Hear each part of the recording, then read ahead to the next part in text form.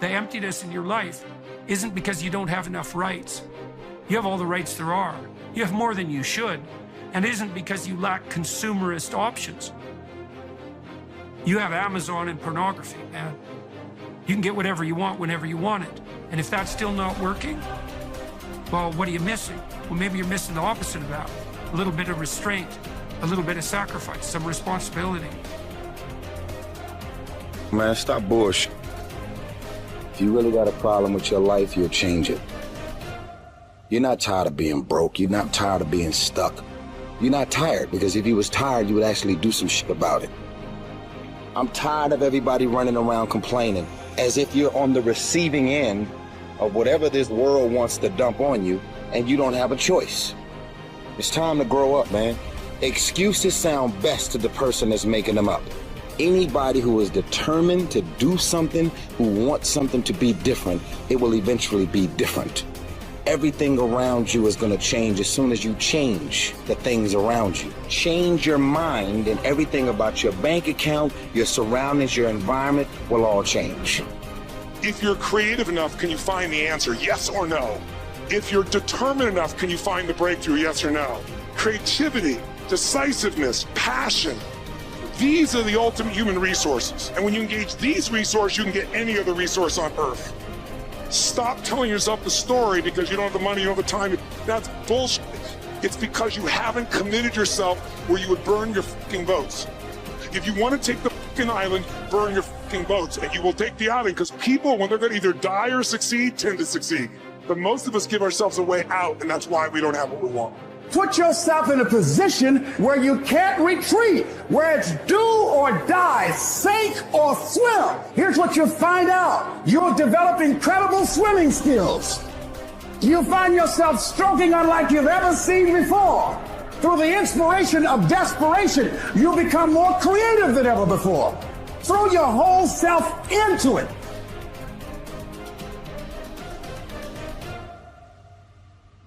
I'm talking about grit.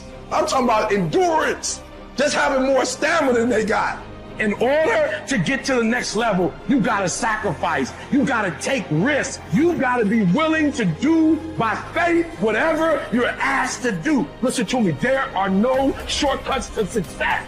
There are no discounts to success. It's always sweat. It's always blood. It's always tears. You always have to give all to be the best. Yes, it's hard, but I ask for it, and I'll do whatever it takes to maintain it. It is not easy, but I'm not about to quit. I'm not about to give up.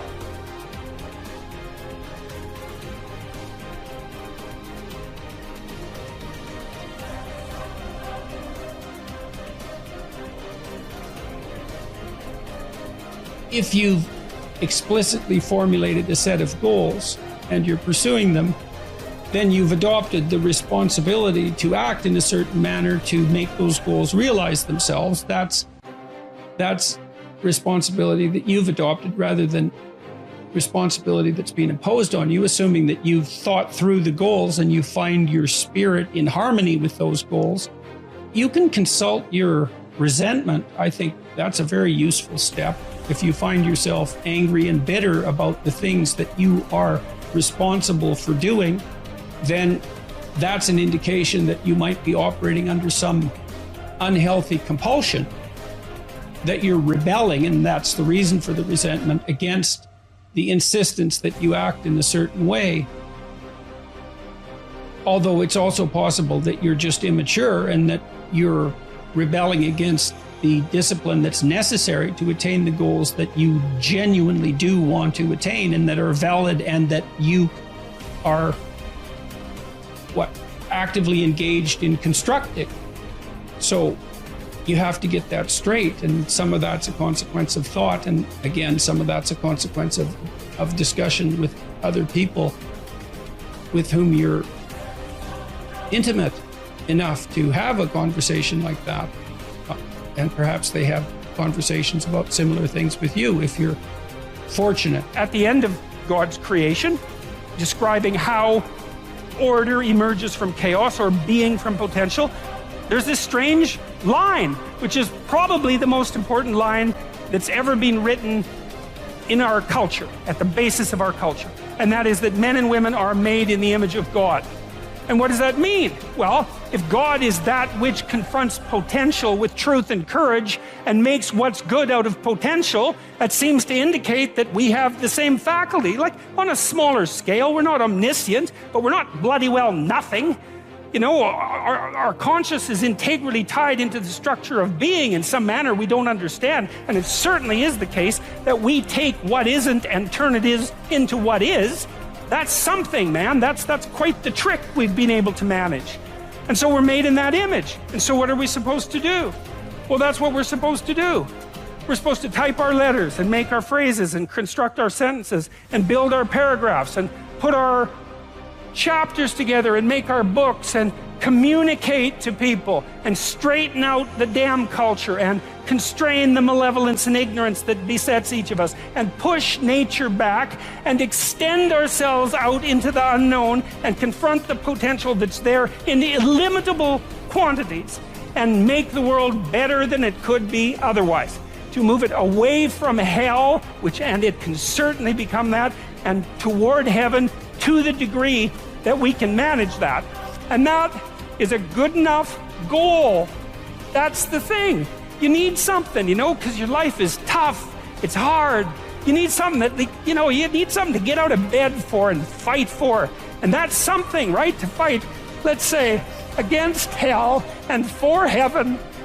That's something to fight for. You know, if you want to be convinced about this, like read a little bit about hell. Read the Gulag Archipelago, or read Ordinary Men, or read The Rape of Nanking, or read about what happened in Nazi Germany during Auschwitz and all the catastrophes of the 20th century, and see if you believe in hell, and see if you think, well, maybe not having that happen anymore would be a good idea. And then think about maybe that's something you could contribute to. And then it wouldn't have to happen anymore.